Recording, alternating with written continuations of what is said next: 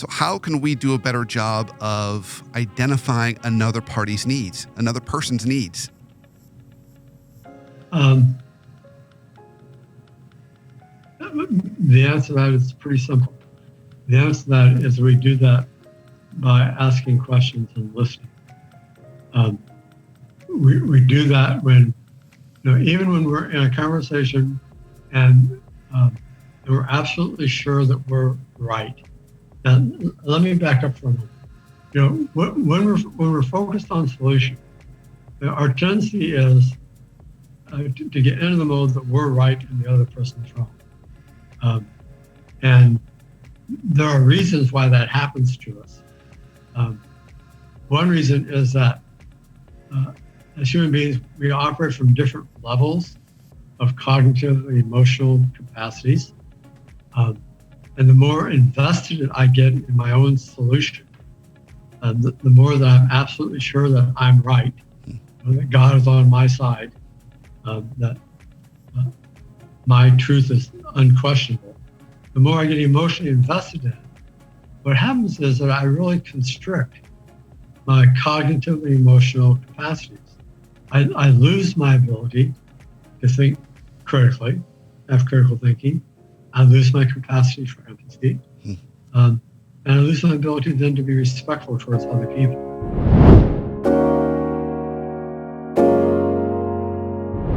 I love that conversation with Len. I always get something out of my conversations with him. And he really helped us to think differently how we go into conversations in general. And he reminds us there's really two reasons why these conversations go south for us. First, we get so fixated on our own needs. We really aren't committed to finding the needs of the other person and solving for those needs. He says that's kind of obvious, but the second one's a little less obvious.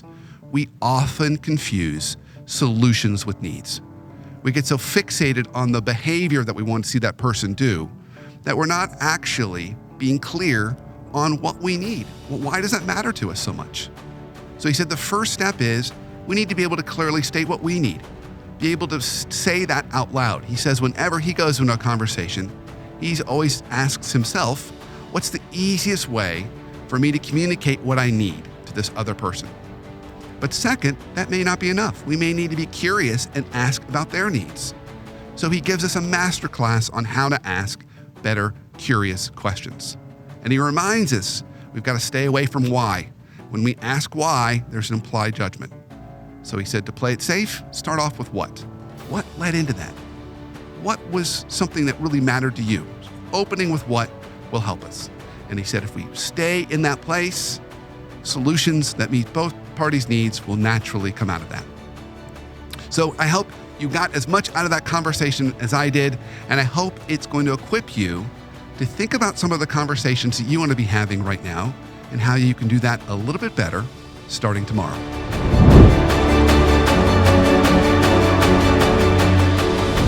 Well, Len, I'm really excited to have you back on the show, excited about our topic today. So we're talking about conversations. And conversations, from our perspective, I'm speaking for you on this, are kind of the lifeblood of all of our relationships. And yet, we screw them up all the time. So I would love to get your perspective on this. What is it that really causes us to have poor conversations, poor communication, and what are some ways we can kind of get unstuck? So in my experience, there are probably two of the most common ways that we get stuck in our conversations. First, and it has to do with our intention as we go into the conversation, but it's when we are operating from a posture of being focused on getting what we need and not necessarily committed to making sure the other person also gets what they need. So that when we approach a conversation where our conscious intention is not to make sure that both of us walk away mutually satisfied. We have a tendency to treat other people sometimes in ways that are less than respectful, which of course pushes them away and makes them less willing to interact with us. The second reason, and this is really important, but I don't think people realize this. The first point I just made, I think, is obvious to us. But I think the second reason is something that people generally are not aware of. And that is almost, in my experience, almost every time that we get stuck with another person, we are talking about a solution. We're talking about what we think should be done, who should do it, when, how often, and how much it should cost. We're talking about solutions.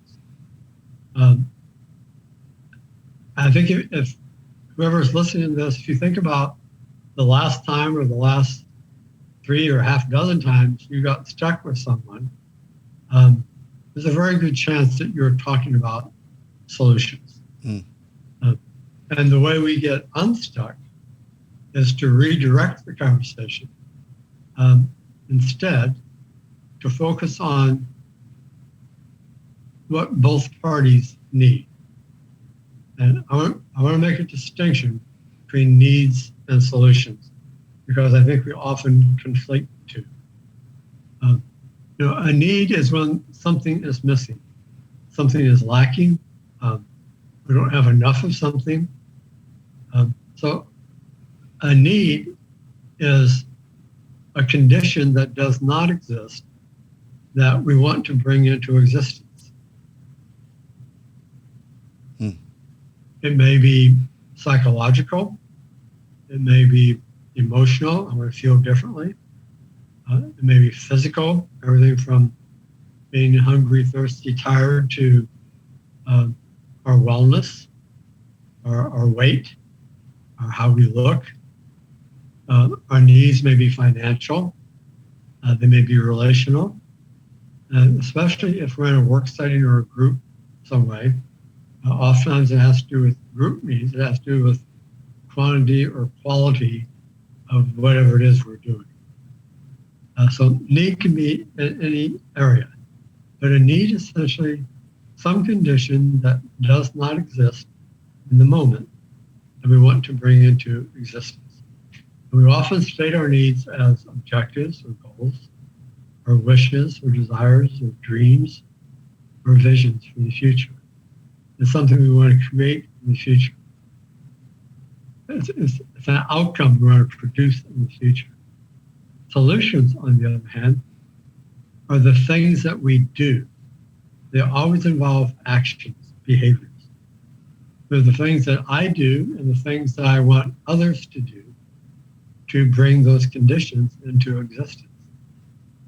It's what we do to achieve our objectives. So, Len, I like that distinction between solutions and needs. I want to ask you a question about this, though. It sounds that, like, from my vantage point, needs are a little bit harder to name sometimes. It requires a little more self-awareness. So, for example, I might have a solution that I say, well, I expect you to say hello to me every time I come home. My need might be either to feel respected or appreciated, but I may not be able to grasp that. So is it more challenging to be able to name a need than name a solution? Or if people aren't sure how to get there, how can they do a better job of naming a need? Yeah, because behaviors are observable, solutions which involve behaviors are observable. We see those more easily, more clearly. And oftentimes people are not aware of what they need. I've found, when I was doing, one-on-one counseling or coaching with people, that oftentimes when I would ask someone what they need, they would say, I don't know. And my common response was, well, guesses count. And they would then tell me what they needed. I think people are often not conscious of what they need. They haven't found the words for it. They can't name it. Or what's behind that oftentimes is that they don't believe they have a right to it. And so they deny what they need, or they don't believe that others will accept their needs as being legitimate or valid. And so they're afraid of disapproval. So I think there are a number of factors that make naming needs specifically more difficult. It's our own consciousness, it's our own beliefs about whether or not we have a right to what we need, and how we're afraid other people are going to respond to our needs. And it sounds like there's a vulnerability to that too. Putting a need out there can feel vulnerable. Yeah, of course. And especially if somebody else gaslights me or in some way criticizes me as that stupid, or you don't deserve that, or you don't have a right to that. But what's interesting is that our greatest power lies in our chosen vulnerability. Let's say that again. Our greatest power lies in our chosen vulnerability. When I'm able, when I have the courage to say, this is who I am, this is what I need, when I value myself, when I accept myself, there's nothing that anyone else can do to hurt me. When I accept myself, my own needs, others can't hurt me. It's only when I doubt myself that I give others the power to hurt me. Okay, so it sounds like it's almost like when we're having these conversations, we almost want to view them as a negotiation. And being able to state our needs and understand the other person's needs so we can find solutions that meet both parties' needs. Is that a fair summary? Sure. Yeah, life is a negotiation every day. The negotiations aren't just formal things we do around contracts or jobs or whatever. We negotiate about what movie to watch, what to eat, when we're going to eat, what way we should go to get someplace. We're negotiating our life all day long with other people. Life is a negotiation. And we often get stuck in those negotiations when we, especially prematurely, focus on solutions, what we should do, instead of trying to understand what we both need, or what all the parties or stakeholders in the situation need. Yeah, and I can see how we would do that and why we would do that. Because first, it feels easier or safer to focus on solutions. It feels like it's more efficient, although it's not, because it feels like we're just getting right down to the nitty-gritty versus asking questions and getting more curious. So maybe that's a good place for us to take our conversation. So I think in a perfect world, both parties are self-aware and they're able to state what they need and put it on the table. And they're both committed to meeting each other's needs. But it's not a perfect world. So how can we do a better job of identifying another party's needs, another person's needs? The answer to that is pretty simple. The answer to that is we do that by asking questions and listening.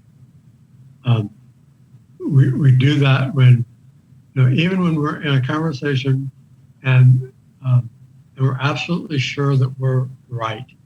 And let me back up for a moment. When we're focused on solution, our tendency is to get into the mode that we're right and the other person's wrong. And there are reasons why that happens to us. One reason is that as human beings, we operate from different levels of cognitive and emotional capacities. And the more invested I get in my own solution, the more that I'm absolutely sure that I'm right, that God is on my side, that my truth is unquestionable. The more I get emotionally invested in it, what happens is that I really constrict my cognitive and emotional capacities. I lose my ability to think critically, have critical thinking. I lose my capacity for empathy. And I lose my ability then to be respectful towards other people. When people become, when we do that, when we're arguing our point, we're pushing against the other person. And of course, they're going to push back with equal force. And what that means for us psychologically is that we both get younger. We constrict. We have less adequate capacities for communicating with each other.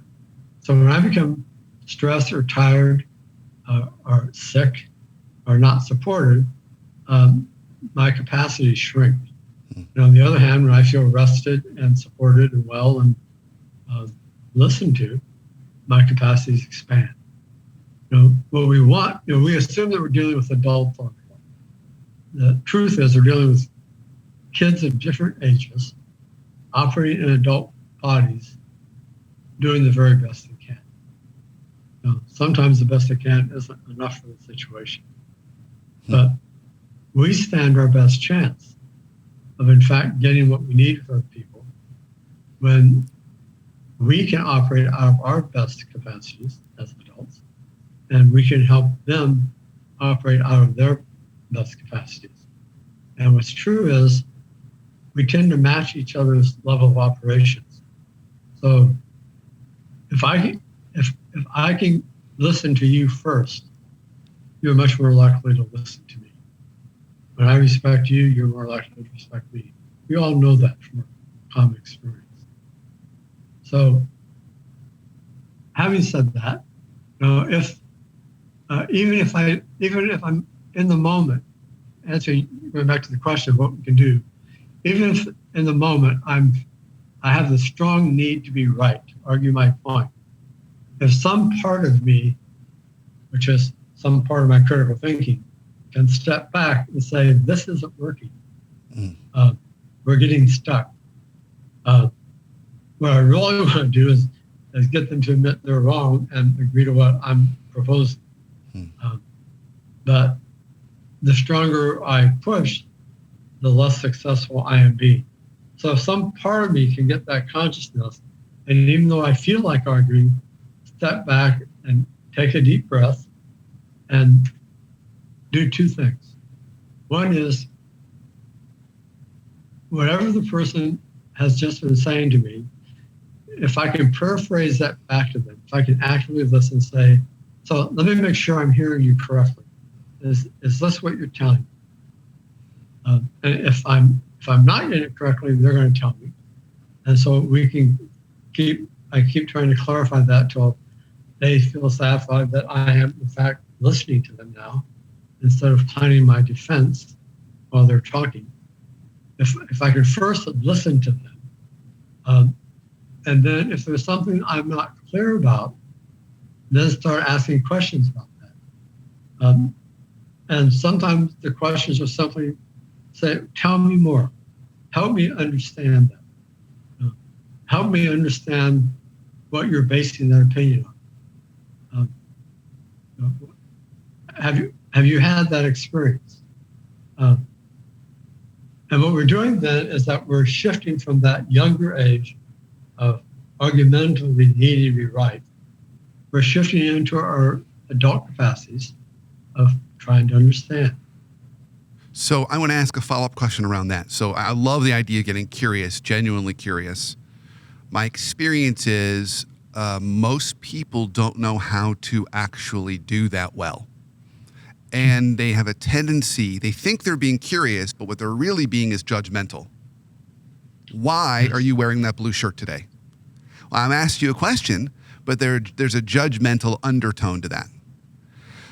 So I would love to get your thoughts on how we can catch ourselves in those situations, and what are some either question sentence stems to use or to avoid that will help us be in that more respectful, genuinely curious, generative place versus really being more of a judgmental, critical place.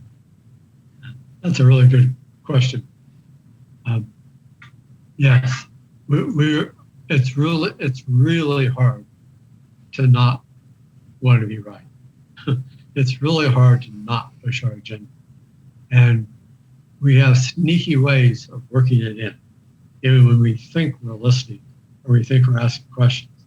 And the most common way we do that is by asking rhetorical questions, which most commonly begin with the word why,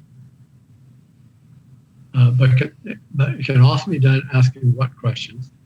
But we know it's a rhetorical question when there's an implied stupid at the end. Now, why would you say that? Our tone of voice communicates. Why would you do that? What would make you think that's a good idea? Stupid. We usually don't explicitly say the stupid, but they hear it loud and clear. And because that's a common practice, occurrence in our language, it's important in most cases to avoid asking any why questions. Now, it is possible to ask legitimate why questions. I'm trying to understand and get more information, but that only works when I'm in a relationship in the moment with the person where clearly we're not feeling defensive with each other, where we know that we're both on the same side of the table trying to understand something. Then I can ask why questions safely. But what is more productive most of the time is to begin my questions with what. Tell me what led you to that conclusion. Tell me what experiences you've had. What information informs that assumption on your part?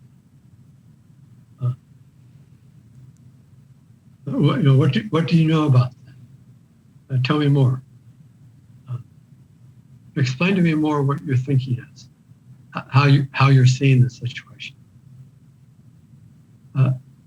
What are you feeling? What do you need? Those are what questions. Okay, so go ahead. Well, I was going to ask then, if we've done a good job of this and we've asked these curious questions and we're starting to identify needs, and something you've shared with me years ago that I think speaks to this point is that you said this to me, it's stayed with me ever since. We all hold a piece of the truth. And I think that's part of what we're trying to do, is identify the pieces of truth from the other party as well as ourselves. So if we've done all this, at what point do we start to pivot into finding common solutions, something that will get both parties what they need? My experience is that, the only reason really that people talk to each other is because they need something. Needs are the reason why people communicate with each other. If I don't perceive you as somehow being able to help me meet my needs, I just go take care of it myself. So the only reason we're having a conversation is because we both need something. And if we can't understand what we both need, but understanding is not enough, we also have to accept that the needs on both sides are legitimate. When we do that, it opens up more options for us. When I'm defending a solution, I'm eliminating all other options. But when I can refocus on defining and understanding what all the common and differing needs are, I get a more complex picture.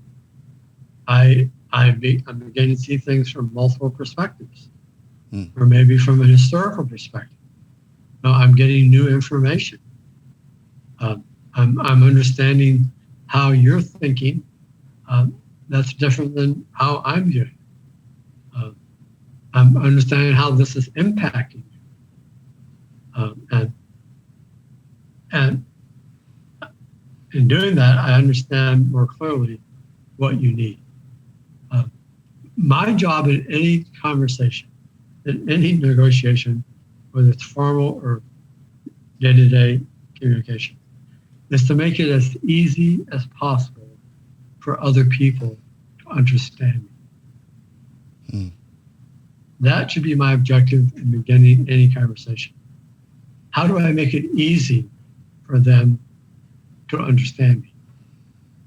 Pushing against them, arguing with them, asking rhetorical questions, being derisive, name-calling, gaslighting. None of those are effective processes. They're not going to get me what I need. They're not going to get the commitment I want from the other person. But when I can listen to you so that you feel understood and respected, and when I can explicitly say, so here's what I hear you say. I think that's valid. It's different than what I need, but we're two different people. We need different things. So how do we figure out how to get both of our needs met? I have never not in that situation found that we came up with new and creative solutions that took care of both of our needs. And I like how you say that too, because it's almost inviting the other person to, let's do this collaboratively. How can we find a solution that will meet both of our needs? Exactly. Versus feeling this burden that I've got to figure it all out on my own. It's making it more of a collaborative process. And that's true even if we're talking about an organization or a large group. The same thing. Yeah, absolutely. I was having a conversation yesterday with members of a leadership team, and the big issue that they have is they're not functioning as a collective team. They're pitting their unique silos against each other. It's, sales and finance are having this fight. And so each one believes that they're right, and each one has their own metrics and what success looks like, versus trying to find something collective and recognizing they both play important parts on the field. So how do we send each other home? If I'm representing other groups, other people, my objective needs to be, how do I send you home a hero? And I think there'd be power in just saying that out loud. Yeah, that's a question we can ask. Yeah. What do you need to go home and be a hero? How can I help you do that? Len, this was great. Is there anything else that you'd want to remind us of or add to the conversation to help us think about how we have better conversations, focus more on needs rather than solutions, and really finding outcomes that are going to get both parties what they need? Yes. Conversations begin someplace and go someplace. Oftentimes what we begin talking about is not what we really need to be talking about. Or in the course of the conversation, we get new information, new understanding about what we do need to be talking about. What's important to realize is that the last thing the other person said to me now is the real conversation. It doesn't matter why we said we were going to talk. It doesn't matter what we began talking about or what we've been talking about. The last thing you said to me is the real conversation. And if I will ask you a question or actively listen, is this what you're saying? Tell me more in some way, whatever that question is. Help me understand that more. That will lead us to wherever it is that we need to get to. That will prevent us from ever getting unstuck. So can you give an example of that? Whether a time when you had a conversation like that or you watched two people have a conversation. What is an example of the last thing that was said is really the conversation? So I own a condo that an association that needs to now pass a large assessment for long-term maintenance. And some residents are really upset about that. So there is an email stream going on in the community, pro and con about this assessment. And I went offline to communicate directly with one of the people who had been posting things, who was arguing angrily about some point in the assessment. And he made a reference, a derisive reference towards someone else in the community. So I went offline and said, I'm curious about what made you make that comment about such and such. Is there a history behind that? And then that opened up a whole conversation between the two of us about what happened 15 years ago. Wow. When there had been a previous assessment and conflict, and that relationship had never gotten healed. Mm. So what it told me was that his angry reaction wasn't just about the current assessment. It was about an unresolved relationship that's been going on for 15 years. Right. And so I was able to suggest to him maybe offline, you and the other person might try to sit down. If you need help, I'd be happy to try to help you facilitate that conversation. But maybe you need to try to resolve that. That may be getting in the way of addressing what we're trying to address here as a community. That's a great example and a reminder for us to listen real close, because I think we throw those little teasers out all the time in conversations, and it's in the hopes that people will grab a hold of it. So I think it's a good reminder for us of that. Well, Len, we're at time, so I'm going to ask the question I always ask at the end of the Workplace Therapist Show. It almost seems like a silly question to ask because we've been talking about this entire conversation. But what is one life hack you might have for us on how we could either have better conversations or build healthier relationships, either at work or at home? It goes back to what we were just talking about. That's it. Pay attention to the last thing the other person said to you. Because that's the real conversation. That's great. Len, as always, this was absolutely a gift, a masterclass on conversations. I really appreciate your time and appreciate you. Thank you for sharing your wisdom with us. Thank you. I enjoyed it a lot. Thanks for inviting me.